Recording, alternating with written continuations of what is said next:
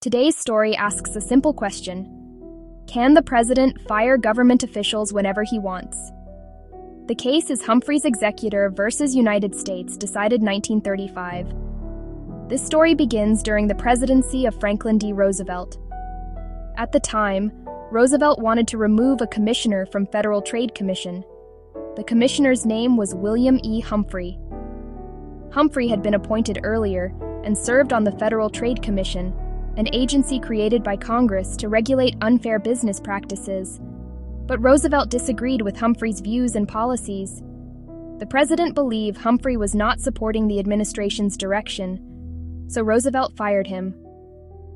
Welcome to Once Upon a Case, because the law isn't just for lawyers, it's for everyone.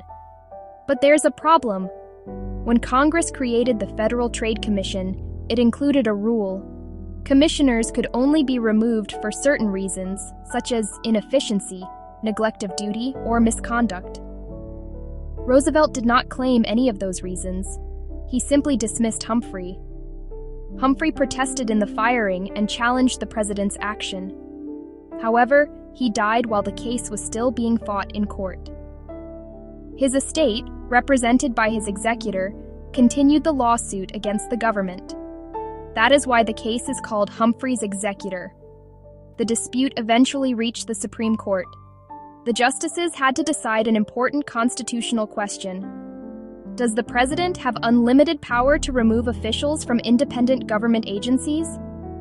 In 1935, the Supreme Court ruled against President Franklin D. Roosevelt.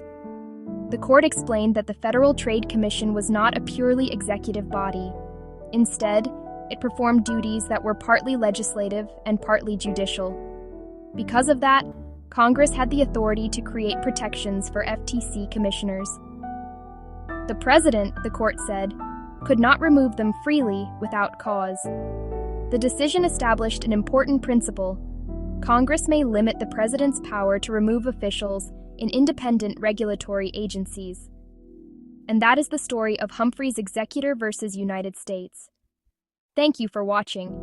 If you enjoy this story, follow along for more. See you on the next one.